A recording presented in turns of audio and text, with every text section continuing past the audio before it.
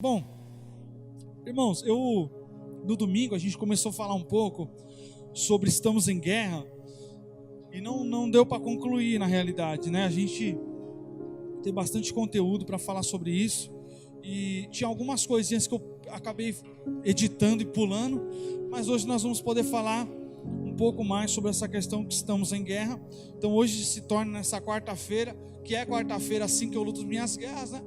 Para dar continuidade e encerramento, né? Domingo, não fica bem no domingo a gente pregar num culto de Santa Ceia, né? Que estamos em guerra, né?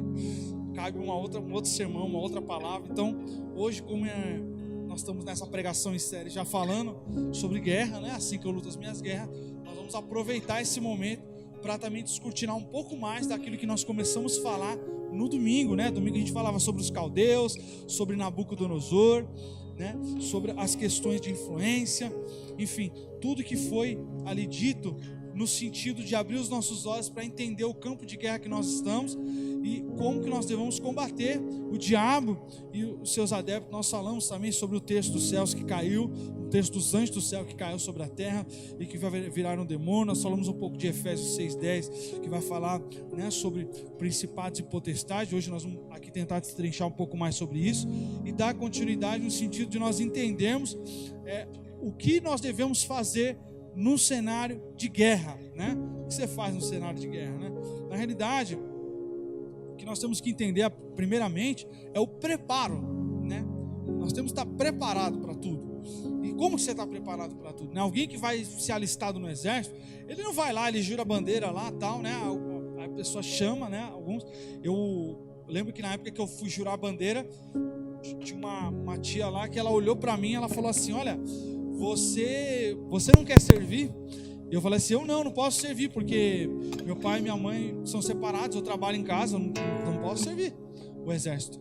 E justo na época que eu tinha raspado o cabelo, eu tava com o cabelo baixinho raspado, e aí eu acho que tudo cooperou para que eles me quisessem ali. Mas aí eu insisti bastante, ela no histórico fica, né, que meu pai fez parte, meu pai, se eu não me engano, foi fuzileiro do exército durante um tempo, então a gente fica meio que isento disso.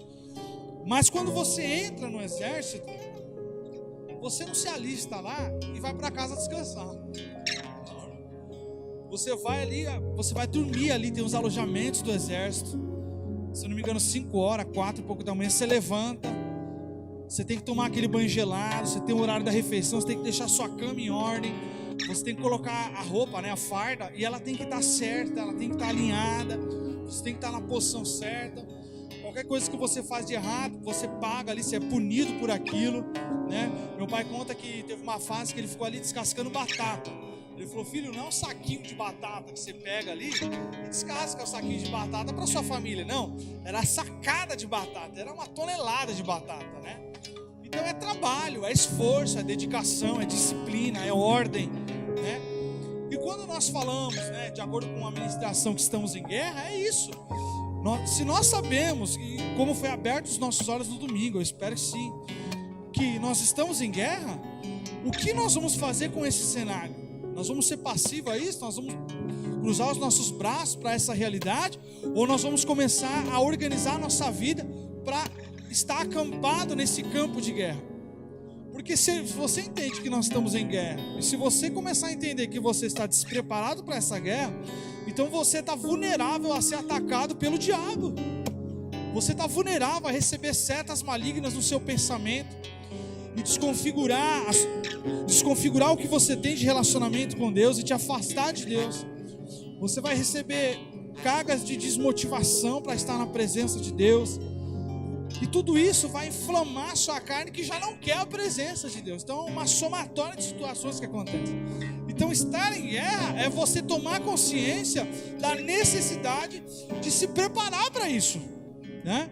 A pessoa, quando ela quer fazer uma dieta, ela não vai para o McDonald's, ela não vai comprar uma Coca-Cola 2 litros. Se ela quer fazer uma dieta, ela vai cancelar essas coisas. Ela vai ter regra. O tanto que ela vai comer, os líquidos que ela vai tomar, ela vai ter regra na vida dela. E por que as coisas de Deus não tem que ter regra? Por que as coisas de Deus tem que ser assim? Eu vou quando dá, eu faço quando dá, eu me dedico quando der. Por que as coisas de Deus tem que ser de qualquer jeito? A Bíblia fala assim que ai daquele que faz a minha obra de forma relaxada. Mas o que é esse sentido de relaxado? É a pessoa que ela faz, sabe, de maneira muito rasa, muito superficial. Ela faz ali conforme dá, conforme ela vê que, tá bom, aqui eu vou fazer. E não é esse jeito que Deus ele nos chama para servir a Ele. Não é esse o jeito que Deus nos chama para sermos discípulos de Cristo, para sermos embaixadores do Evangelho, anunciadores das boas novas. Deus não nos chama para nós ficarmos num estado de inércia espiritual, para nós ficarmos num estado de apatia com as coisas, de empatia com as coisas que estão acontecendo à nossa volta. Sabe, nós temos que ser tocados por isso. Nós fazemos parte do corpo, nós estamos inseridos, aleluia, no corpo de Cristo. Deus tem obra em nossas vidas, ok, glória a Deus. E o que eu vou fazer com tudo isso? O que eu vou fazer com todos esses princípios bíblicos? O que eu vou fazer com todas essas promessas bíblicas, para que elas realmente se tornem uma realidade na minha vida?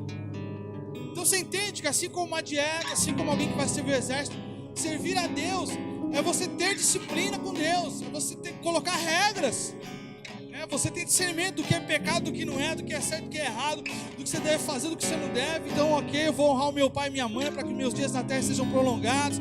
Eu vou procurar ter amor pelo próximo, porque faz parte dos 2 mandamentos do Senhor, amar Deus acima de todas as coisas e o próximo como a você mesmo. Então eu vou começar a me dobrar sobre a palavra de Deus. E essas coisas vão começar a fluir na minha vida. Essas promessas vão começar a ser realidade sobre a minha vida. Então eu tenho que me revestir, eu tenho que me capacitar para entender o campo que eu estou. Você quer um exemplo claro? Uma parte introdutória eu vou abrir aqui com o texto bíblico, mas só parte introdutória para você entender esse negócio. Você imagina, você está jogando um jogo, né? Tem um tal do Call of Duty, o pessoal joga online e tal. E tem a galera que joga em grupo, né, Pedro? Tem um pessoal que é o grupo, né? Aí o integrante do grupo que está jogando lá, ele vai para outro grupo? Estou jogando agora com vocês. Se ele fizer isso, ele vai ser eliminado. Então quando você vem para servir a presença do Senhor Jesus Cristo, não é simplesmente eu vou vir, está tudo certo. Irmão, você tem que se dobrar na presença dele. Você vai ter que se dedicar na presença, senão você vai ser fuzilado. Você vai ter que estar em comunhão com ele. Lá no Call of Duty tem os grupos e você tem que estar junto ali. Arma uma estratégia, você vai por aqui, eu vou por aqui e tal. Os caras vão falando no fone, você vai fazendo a missão tal, para destruir o adversário. E se o cara está isolado, a chance dele ser eliminado é gigantesca. Ou se ele quiser jogar sozinho, game over, ele vai morrer toda hora. Porque ele, não quero ficar em grupo nenhum, vai morrer toda hora. Então é isso. Estar ao lado de Cristo é comprar uma briga com o inferno. É você levantar uma bandeira que o diabo odeia. E ele tem diversos adeptos que vão metralhar você espiritualmente falando, para querer ver a sua derrota, para querer ver você se afastar dele. Então entenda que estar ao lado de Cristo é viver intensamente. É viver dias poderosos, dias incríveis, é ter uma história poderosa para ser contada, de experiências, de vivências, de comunhão com Deus. Quando eu era pequeno, tinha uns 9 anos, 9, 10 anos, ia para a igreja.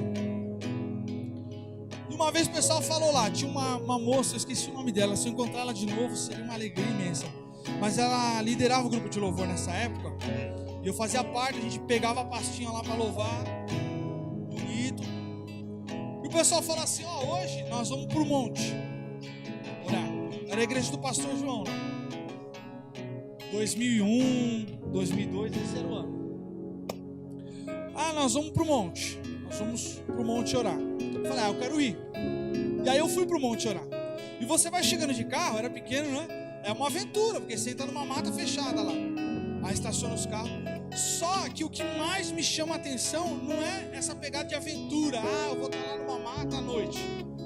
Mas o que ficou cravado na minha alma é a atmosfera que estava aquele ambiente.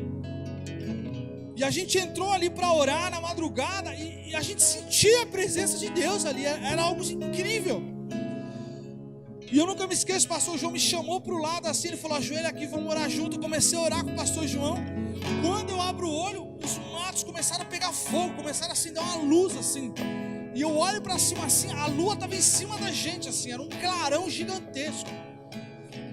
E a presença de Deus, daqui a pouco o Simão começou a se aproximar, porque todo mundo queria ver. Aí ficou aquele negócio, todo mundo olhando e todo mundo orando também. E começava a inflamar. E isso é experiência com Deus, é intimidade com Deus. E não tem como o irmão buscar por você. Tem coisas que é você e Deus. Mas essas coisas que vão culminar em um relacionamento profundo em você e Deus, elas começam no coletivo, elas começam no corpo, porque é o corpo que nutre, é o corpo que alimenta, é o corpo que edifica, que renova, que consolida, que enraiza, é o corpo. Louvado seja Deus. E é nesse enraizamento que Daniel estava, né? A gente comentou domingo passado sobre esse jovem que foi levado para uma terra, a terra da Babilônia, e uma terra que tinha uma outra cultura, uma outra liturgia, e ali ele foi e cresceu naquele ambiente. E agora nós vamos ler Daniel, capítulo 2, versículo do 1 ao 5, que diz assim: certa noite, no segundo ano do seu reinado, Nabucodonosor teve sonho tão perturbador que não conseguiu mais dormir. Chamou os seus magos, encantadores, feiticeiros e astrólogos e exigiu que lhe dissessem o que havia sonhado. Quando se apresentaram ao rei, ele disse: tive um sonho que muito me perturbou e preciso saber o que significa. Então os astrólogos responderam ao rei em aramaico: que é que o rei viva para sempre. Conte-nos o sonho e nós lhes diremos o que ele significa. O rei, porém, disse aos astrólogos: estou falando sério. Se não me disserem qual foi o sonho e o que ele significa, vocês serão despedaçados e suas casas transformadas em monte de escombros. Nós falamos no culto de domingo sobre o rei Nabucodonosor e nós destrinchamos aqui a origem, a árvore genealógica aqui de Nabucodonosor, no sentido de apontar para a tradução de diabo, Satanás. Então você imagina um ser humano carregado de tudo aquilo que é ruim, de tudo aquilo que leva à desgraça. Agora esse mesmo rei, ele vai ter um sonho impossível aos olhos humanos de ser decifrado. E as pessoas que o aconselhavam, as pessoas que intercediam por ele, as pessoas que ministravam o rei Nabucodonosor, não eram pastores, não eram profetas de Deus, não. Aqui a Bíblia está dizendo que eram magos, encantadores, feiticeiros, astrólogos, que cercavam ali. E agora ele vai atrás dessas mesmas pessoas que sempre aconselharam ele, que sempre direcionaram ele, sempre tiveram uma palavra para liberar para ele. E essas mesmas pessoas agora vão ficar sem entender. E ele está tão revoltado, tão indignado com o sonho que ele tem, que ele vai falar: olha, se vocês... Ele vai falar que está falando sério. Ele vai dizer: se vocês não forem capazes de revelar isso, eu vou acabar com a vida de vocês, vou acabar com a casa de vocês.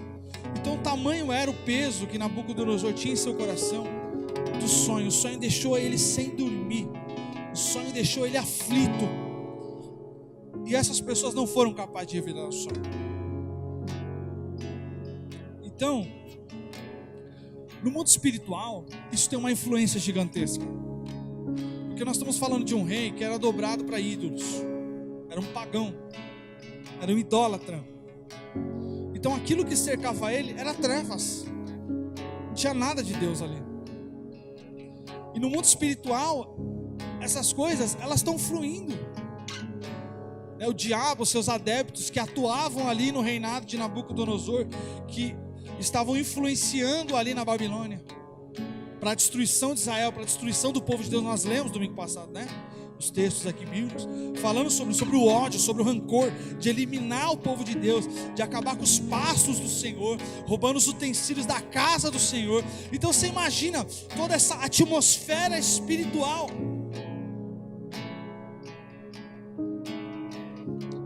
O rei Nabucodonosor, ele vai ficar aflito a tal ponto de ele mandar buscar todos os ditos profetas da época que tinha.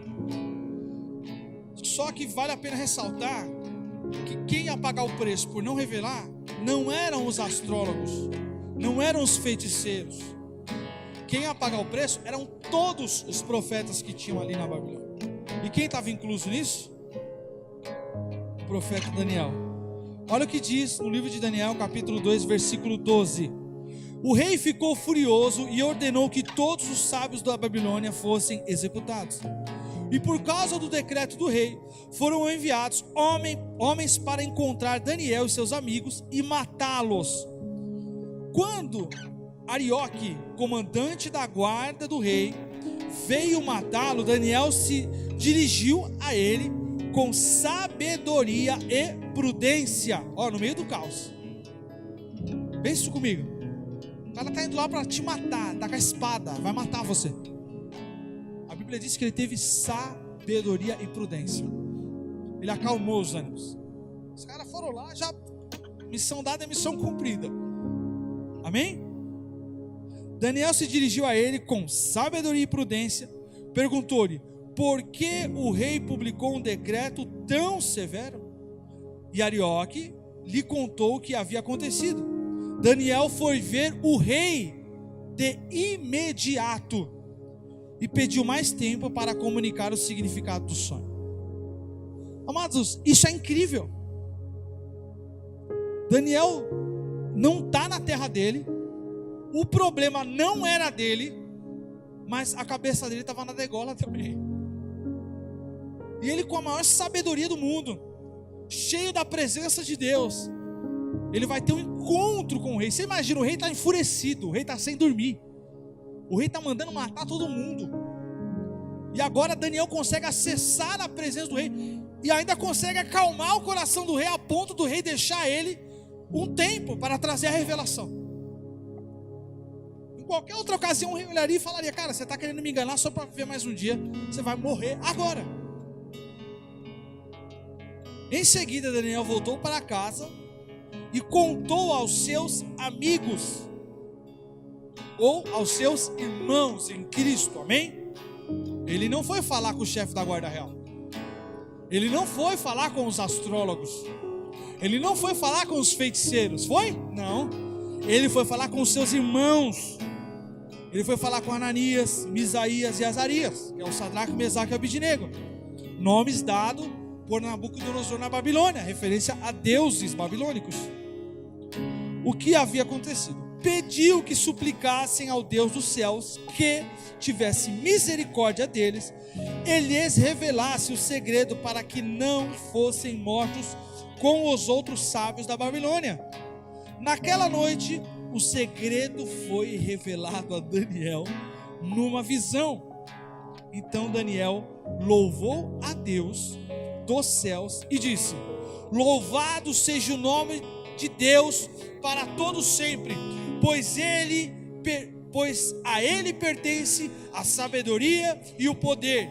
Ele muda o curso dos acontecimentos, remove reis de seus tronos e põe outros no lugar, dá sabedoria ao sábio e conhecimento aos eruditos, revela coisas profundas e misteriosas e sabe o que está escondido nas trevas, embora ele seja cercado de luz. Eu te agradeço e te louvo, ó Deus de meus antepassados, pois me deste sabedoria e força.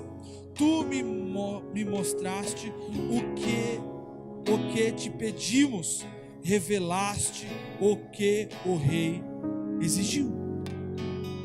Então Deus revelou a ele. E por que Deus revelou a ele? Por que Deus não teve misericórdia dos astrólogos? Por que Deus não teve misericórdia dos feiticeiros? Porque Deus tem fidelidade com aqueles que têm fidelidade com Deus. Aqueles que não têm fidelidade a Deus terão que arcar com a responsabilidade pelos seus atos. Eles escolheram aquele caminho, o caminho da desgraça, da destruição, da morte. Tentaram enganar Nabucodonosor.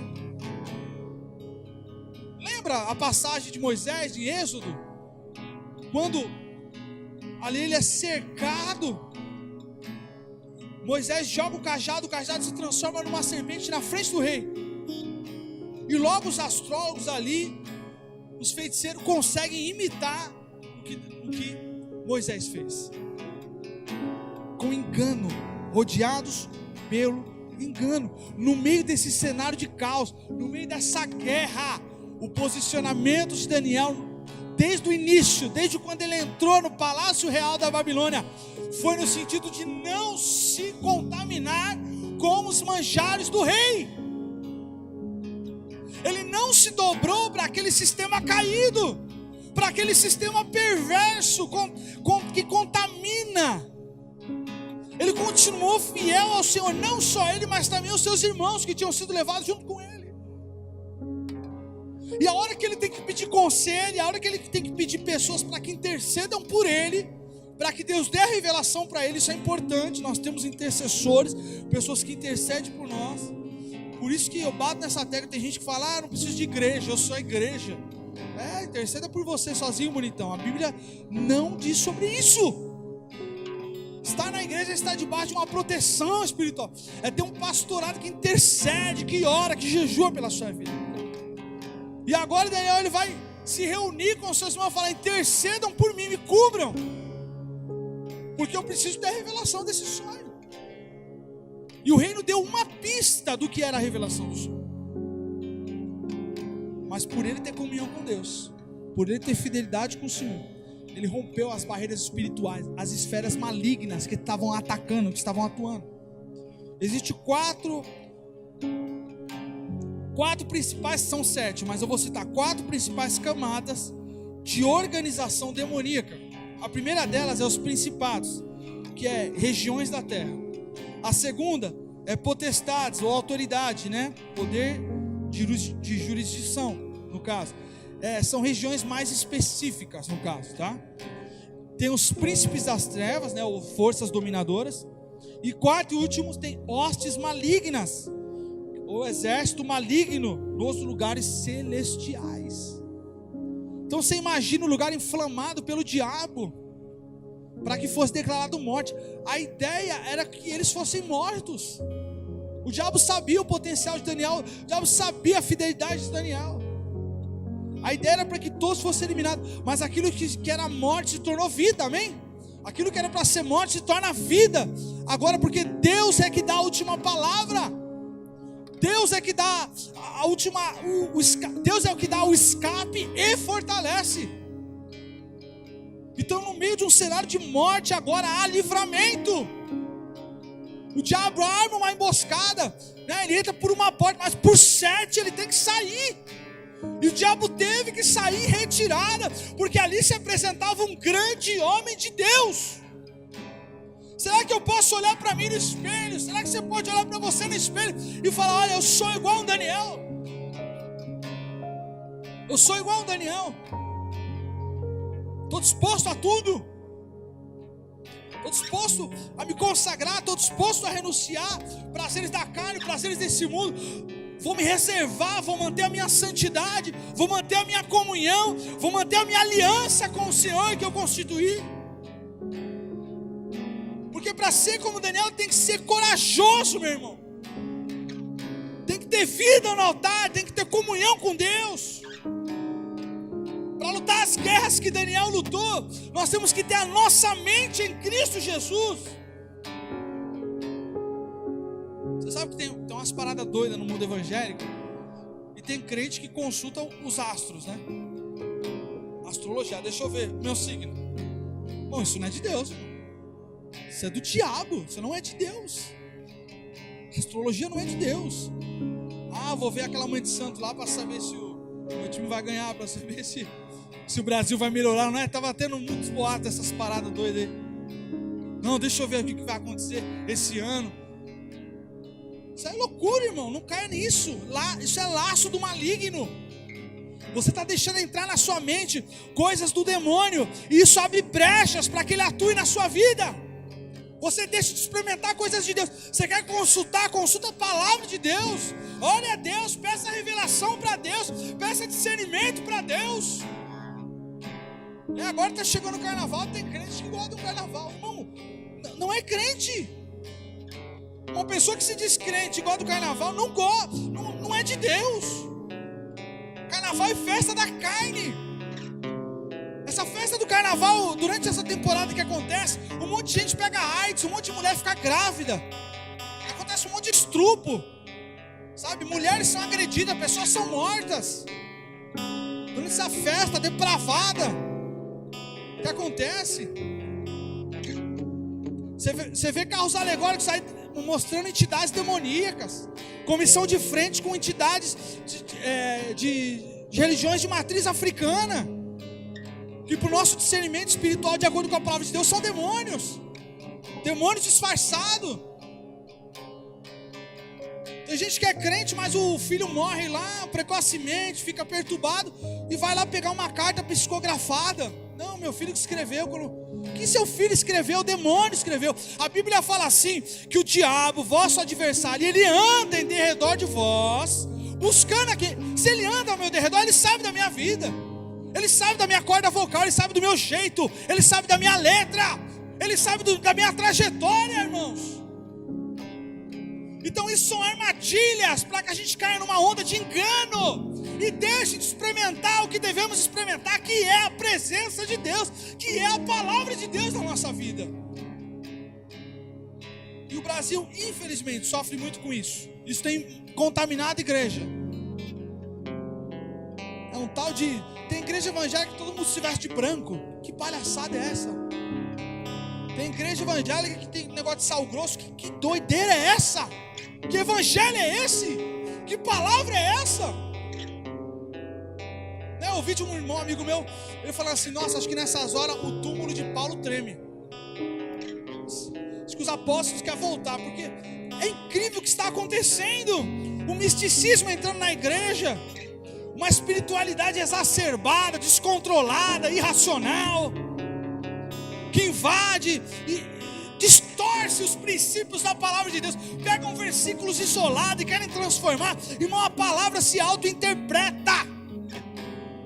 Eu não sou interpretador dela, ela se auto-interpreta.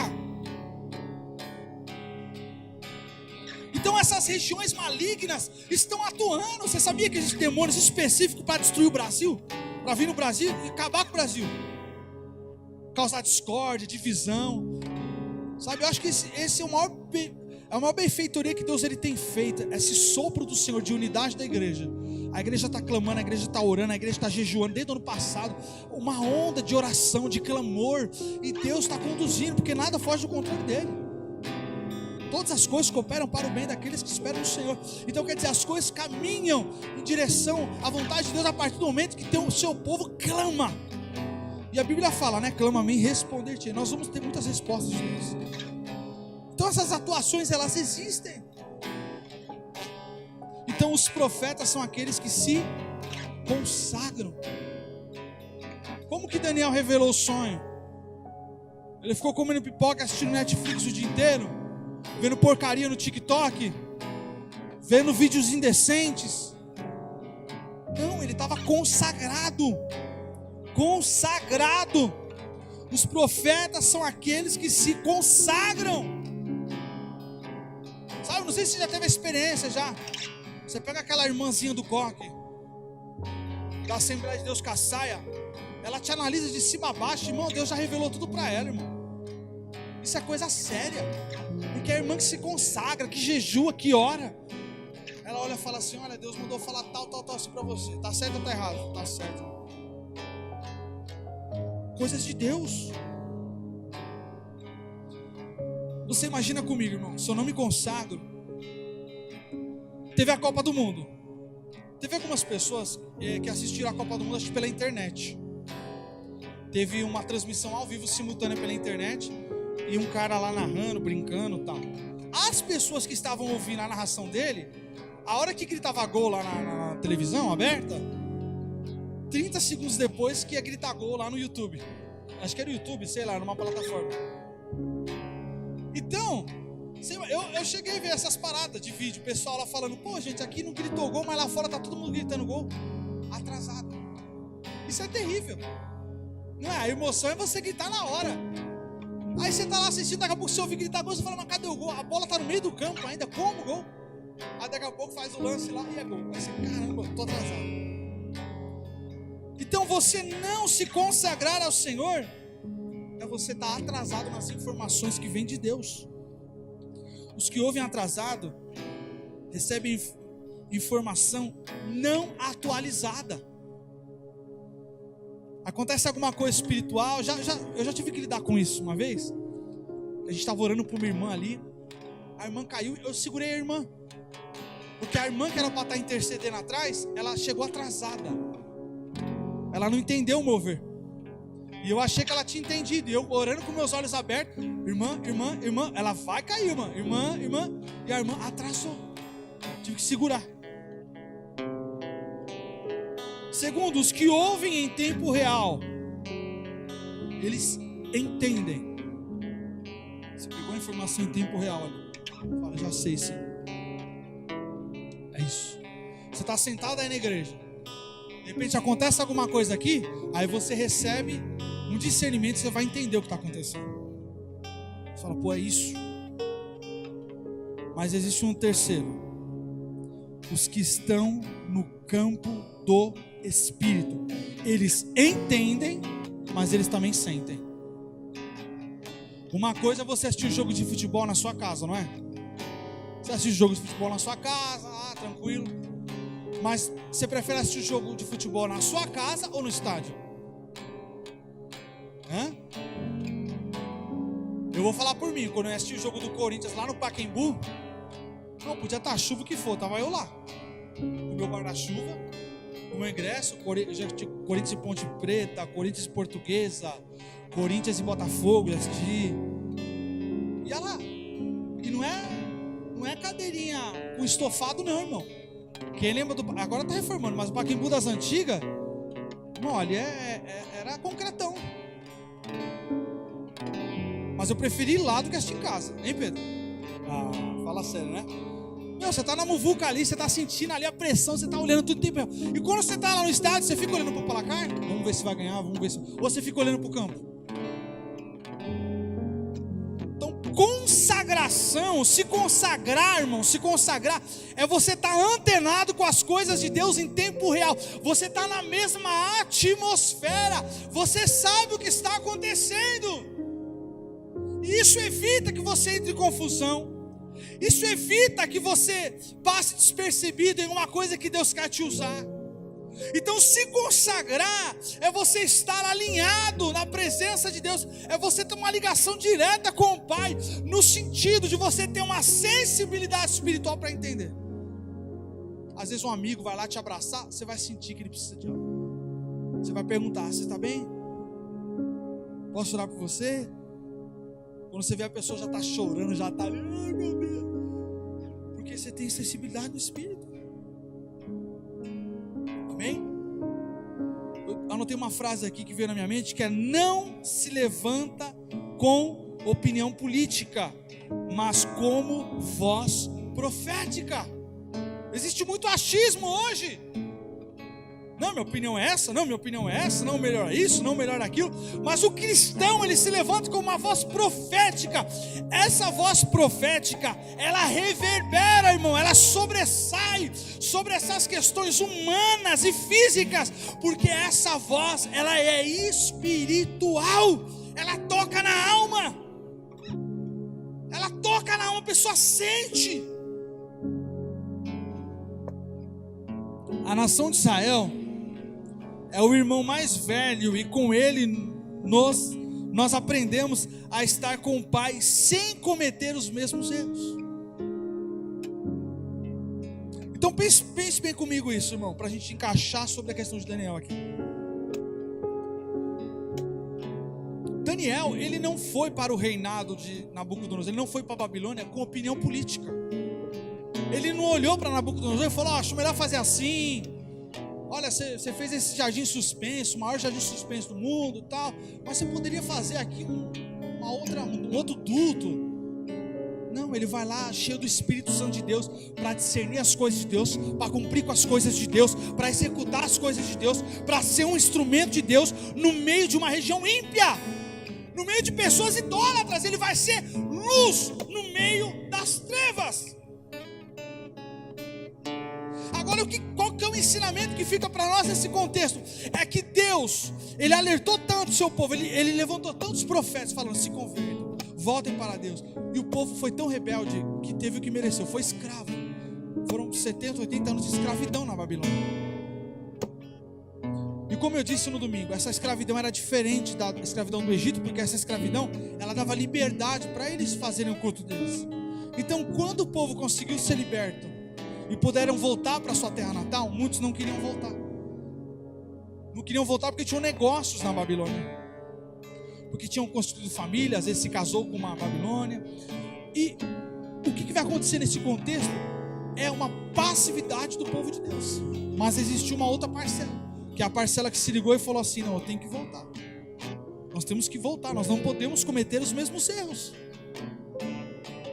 E para nós gentios hoje, agora, nesse momento, o que fica como lição do Antigo Testamento sobre o que Israel passou no cativeiro é: nós não podemos cometer o mesmo erro. Qual é o mesmo erro? Infringir as leis de Deus, desobedecer ao Senhor, ser teimoso com as coisas do reino de Deus. Porque o povo de Deus, quando fez isso,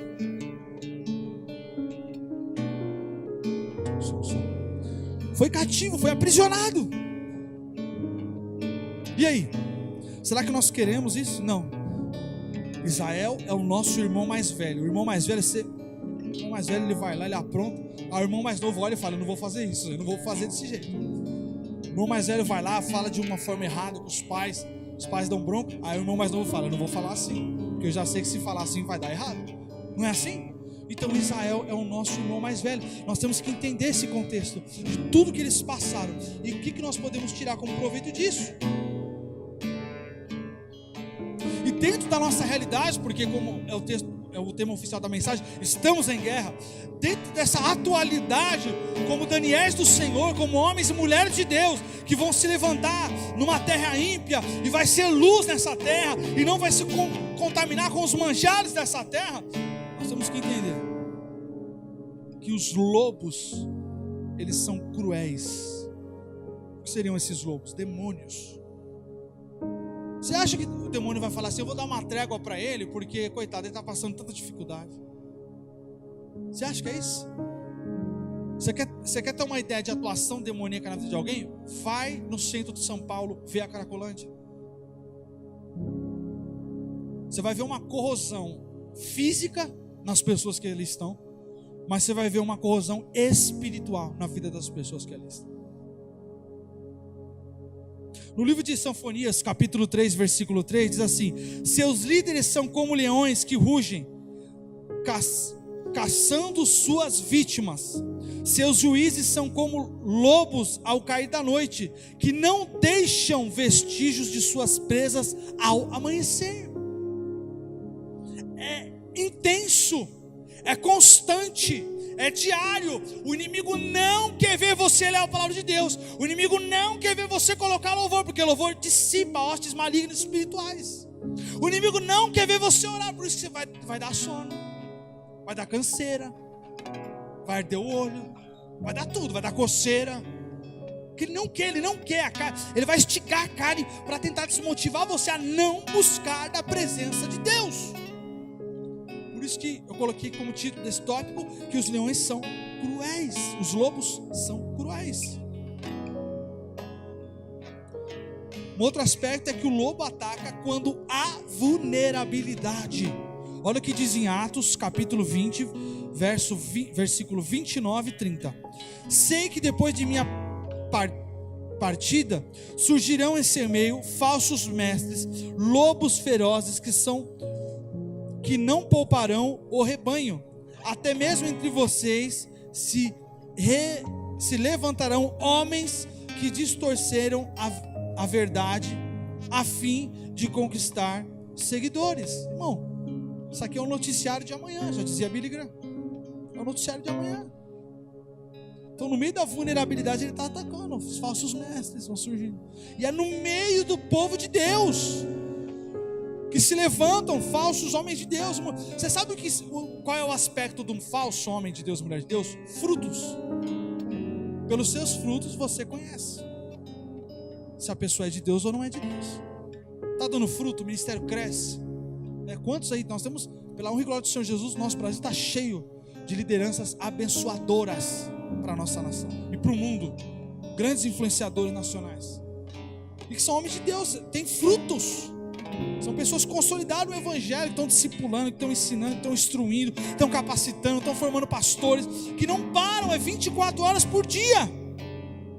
Então a vulnerabilidade, né, o lobo atacando quando há vulnerabilidade, no sentido de, eu não tenho nada, eu estou no lenga-lenga do Evangelho, eu estou brincando de ser crente, né? Quanta igreja aí só chamando pessoas top para tocar, aquela mensagem coach, aquela coisa, e papapá, longe do Evangelho, longe dos princípios de Deus, longe da essência salvadora da palavra do Senhor.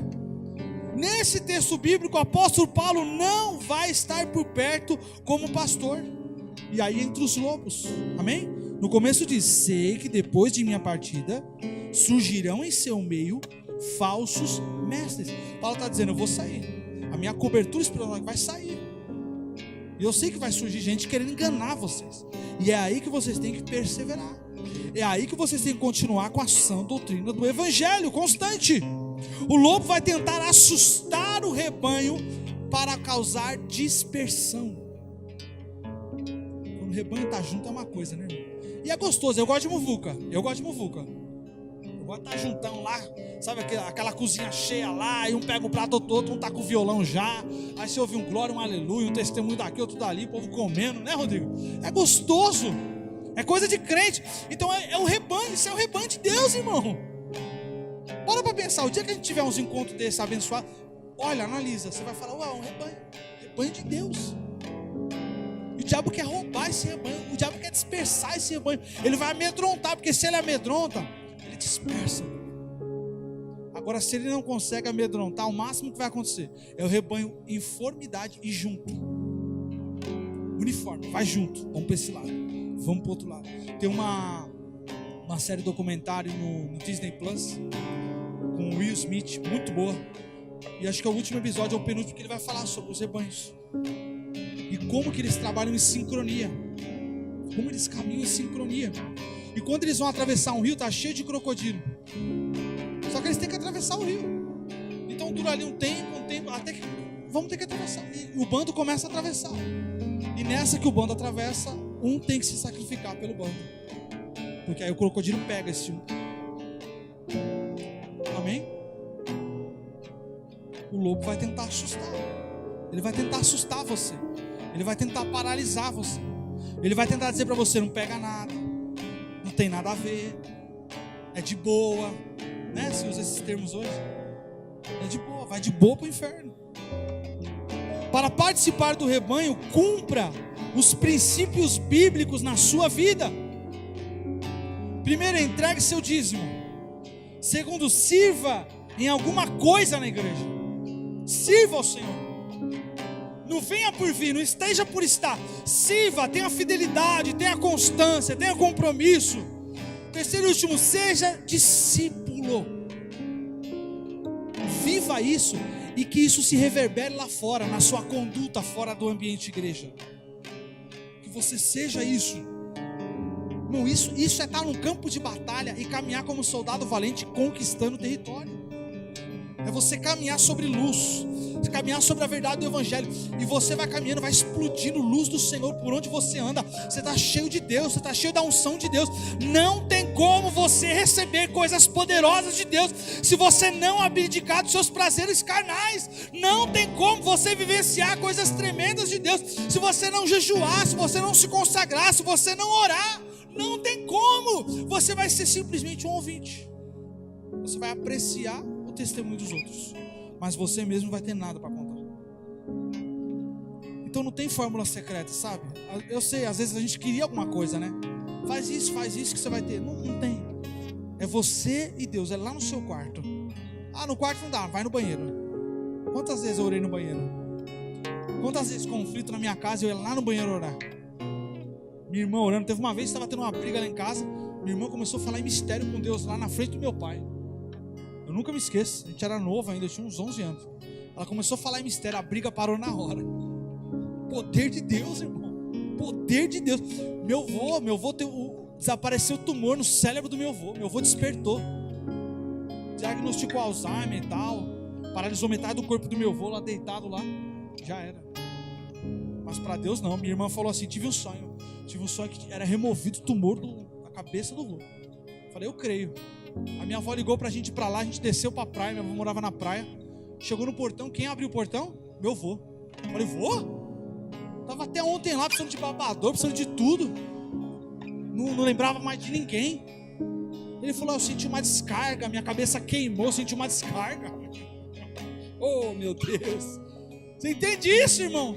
O Espírito Santo de Deus agindo e operando, Ele quer que você viva isso. Ele quer que você entre nessa frequência da presença dEle e possa ter coisas poderosas para contar e relatar de Deus. Repita comigo. No meu turno. Repita comigo, irmãos. No meu turno. Não. Eu vou para a guerra. Diabo, você não vai entrar na minha casa. No meu turno, não. Aqui não. Aqui não. Aqui você não vai passar. No meu turno, não. Eu vou para a guerra. E qual que seria essa guerra? Repita comigo. Os meus filhos não vão se desviar na faculdade. Os meus filhos não tem confusão de identidade sexual. Os meus filhos não vão tocar nas drogas. Você entende isso, irmão?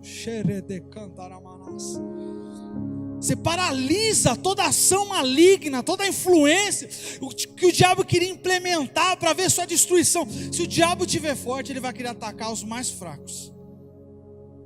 Ele vai querer atacar. Por isso que eu oro muito pela Nicole, pela Sara, na minha casa. Porque ele quer atacar os mais fracos. Ele quer debilitar pelos mais fracos. Ele é sujo, ele é rasteiro. Então se prepare para a guerra. Como que eu me preparo para a guerra? Confissão de pecados. Você vai tampar as brechas espirituais. Você vai verbalizar. Pode ser baixinho. Senhor Jesus, eu fiz isso. Pai, me perdoa. Pai, me perdoa. De coração. Você tampa as brechas espirituais. Segundo e último.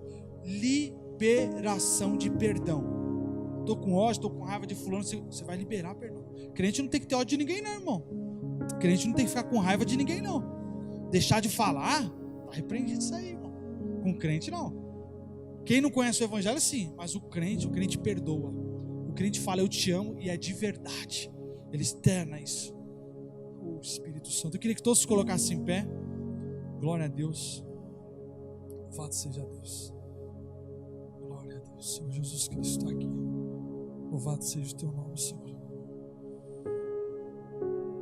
Glória a Deus. Glória a Deus. Você vai repetir algumas coisas comigo hoje, amém?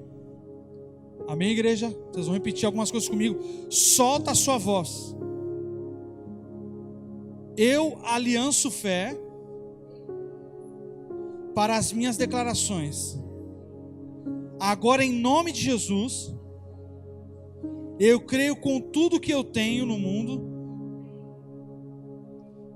mundo espiritual, Eu creio que em Cristo eu sou mais do que vencedor. Eu creio com o meu coração que no mundo eu vou ter aflição, mas hoje à noite eu escolho ter bom ânimo, porque o meu Senhor Jesus já venceu o mundo. Eu tenho consciência que minha luta não é contra a carne nem sangue. A minha luta é contra potestades, contra principados, contra demônios, dominadores deste mundo, contra hostes espirituais do mundo. Por isso hoje, eu tomo toda a armadura de Deus, para que eu venha resistir no dia mau. E havendo resistido, eu ficarei firme. Então hoje, agora eu vou cingir os meus lombos com a tua verdade. Agora eu visto a couraça da justiça. Eu visto os cansados do evangelho da paz. Os calçados do evangelho da paz. Tomo o escudo da fé, com o qual eu posso apagar todo o dardo inflamado do maligno. Eu tomo também o capacete da salvação e a espada do Espírito, que é a palavra de Deus. E hoje, com essa armadura, eu resisto e fico firme, vigiando e orando sem cessar. Hoje, agora, ó Deus, eu trago a minha família diante de Ti,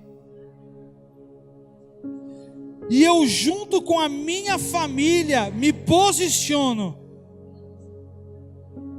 eita Deus, no esconderijo do Altíssimo, na sombra do Onipotente.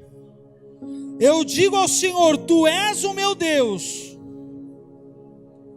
Tu és meu refúgio, Tu és minha fortaleza, e eu confio em Ti. O Senhor me livrará do laço do passarinheiro e da peste perniciosa. O Senhor me cobrirá com suas penas, e debaixo de suas asas eu estarei seguro. A sua verdade é escudo e broquel. Deus, eu não temerei espanto noturno,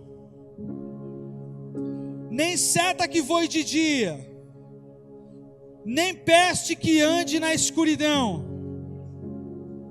nem mortandade que assole ao meio-dia. Eu não estou ouvindo, mais alto, irmãos. 1000 cairão ao meu lado, 10.000 à minha direita, mas eu não serei atingido. Eu verei com meus olhos a recompensa do ímpio. Eita Deus, porque Senhor, Tu és o meu refúgio, o Altíssimo é a minha habitação, nenhum mal me sucederá, nem praga alguma chegará à minha casa. Tocará os meus filhos, tocará o meu cônjuge, tocará os meus pais, porque aos Teus anjos Ele dará ordem ao meu respeito, para me guardar em todos os meus caminhos. Os anjos do Senhor sustentarão minhas mãos, e eu não tropeçarei na pedra. Eu pisarei o leão e o escorpião, eu pisarei o leãozinho e a serpente, porque, ó Deus, tu me amas tanto, e por isso o Senhor me livrará, porque o Senhor me ama tanto, o Senhor me põe num alto retiro. Quando eu te invocar, o Senhor me responderá. Eita. O Senhor estará contigo na angústia. O Senhor me livrará e eu te glorifico. O Senhor me dá abundância de dia, e o Senhor mostra a tua salvação a mim. E eu declaro isso com fé em nome de Jesus. Amém, amém, amém, amém, amém. Em nome de Jesus, Senhor. Deus de poder e grande glória, nós tampamos, Senhor, nesse momento as brechas espirituais. Nós paralisamos toda astúcia e cilada do diabo nessa noite, Senhor Deus.